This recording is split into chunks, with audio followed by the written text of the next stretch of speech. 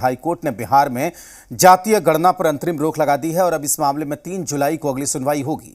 तब तक जातीय गणना पर स्टे लागू रहेगा। हाईकोर्ट के इस फैसले के बाद सियासी बयानबाजी तेज हो गई है। बीजेपी ने इसके लिए सीएम नीतीश कुमार को जिम्मेदार बताया है। इतना ही नहीं, सीएम से इस्तीफे की मांग भी की जा रही है।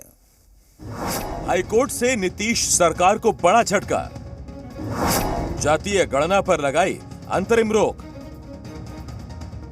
जातीय गणना पर रोक लगाने की मांग को लेकर दायर की गई याचिका पर हाईकोर्ट ने बड़ा फैसला सुनाया है। हाईकोर्ट ने जातीय गणना पर अंतरिम रोक लगा दी। दरअसल बिहार सरकार के फैसले को सुप्रीम कोर्ट में चुनौती दी गई थी। सुप्रीम कोर्ट के आदेश में कहा गया था कि 3 दिन में सुनवाई कर पटना हाईकोर्ट इस मामले में अंतरिम आदेश दे। आय मांग कर उसको माननीय उच्च न्यायालय इंटरिम ऑर्डर में इसको समझा कि नहीं, जो प्रोसेस अडॉप्ट की है बिहार सरकार वो असंवैधानिक है। इतना ही नहीं, हम लोग का जो पॉइंट था कि बगैर कोई स्टैट्यूट के, बगैर रूल रेगुलेशन के और ये संविधान के विरुद्ध जाके जो ये सरकारी नियम जो लाए थे कि हम कास्ट में सर्वे करेंगे, तो इसको हाईकोर्ट ने माना कि ये कानून में इमीडिएट गलत है, इसलिए हम लोग को इंटरिम स्टे मिला है। अब हाईकोर्ट के इस फैसले से नीतीश सरकार को बड़ा झटका लगा है। हाईकोर्ट ने कहा कि अगली सुनवाई 3 जुलाई को होगी, तब तक कोई डेटा सामने नहीं आएगा। अभी पार्टी ने मिलकर के तय किया है बिहार में, और क्या होगा उसका नाम तो जाति आधारित जनगणना तो हम लोग नहीं कर सकते, इसलिए हम लोगों ने जाति आधारित गणना की बात की कि हम लोग एक बार कर लें और सब लोगों की राय से भाई एक साथ बैठ के तय हुआ।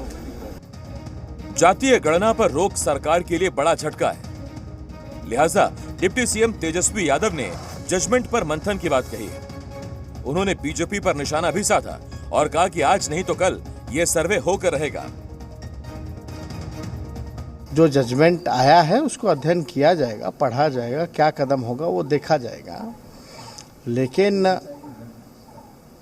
गरीब विरोधी, आरक्षण विरोधी हमेशा से भाजपा रही है।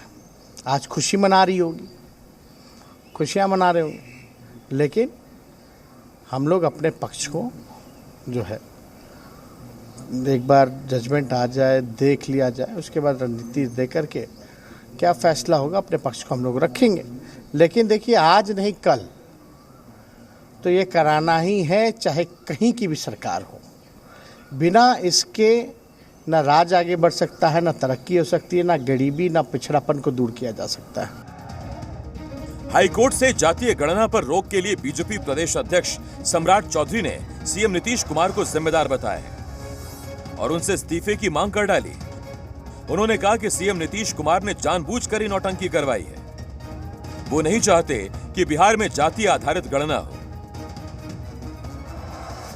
न्यायालय ने 3 जुलाई का समय दिया है, अपना पक्ष रखना चाहिए, सही ढंग से पक्ष रखना चाहिए। कैसे स्टोर करेंगे, ये बात तो सही है कि आपको चिंता तो करनी पड़ेगी कि हिंदुस्तान का डाटा लीक तो नहीं होगा। इनकी चोरी पकड़ा गई है। ये जातीय जनगणना के नाम पर राजनीतिक लाभ उठाना चाहते हैं। मकसद जातीय जनगणना से लोगों को लाभ पहुंचाने का नहीं था, नीयत में खोट था, नीति असफल हो रही है। बीजेपी ने सीएम नीतीश को जिम्मेदार ठहराया तो जेडीयू ने केंद्र सरकार पर हमला बोला है और जातिगत जनगणना नहीं करवाने का आरोप लगाया है। सरकार ने अपना तथ्य मजबूती के साथ रखा है और हमारी यह समझ स्पष्ट है कि देश के अंदर में जातिगत जनगणना होना आवश्यक है।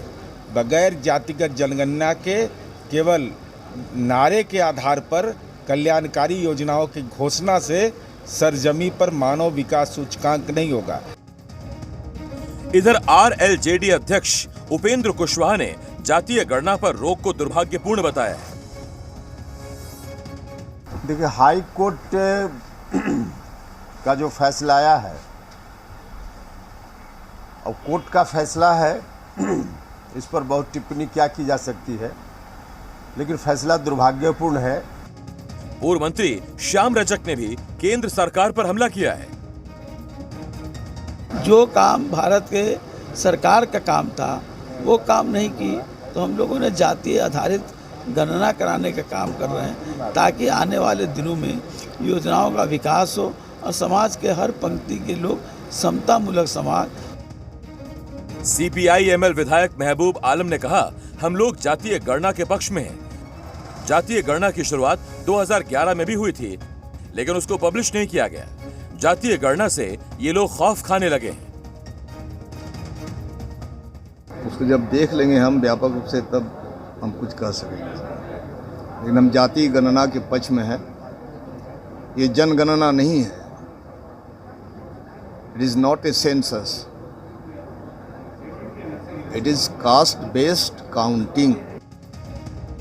बिहार में 7 जनवरी से जातीय गणना शुरू हुई है। 15 अप्रैल से इसके दूसरे चरण की शुरुआत भी हो चुकी है, लेकिन अब हाईकोर्ट ने जातीय गणना पर अंतरिम रोक लगा दी है। हालांकि अब 3 जुलाई को फिर सुनवाई होगी। देखना होगा कोर्ट का निर्णय क्या होता है। ब्यूरो रिपोर्ट, ज़ी मीडिया।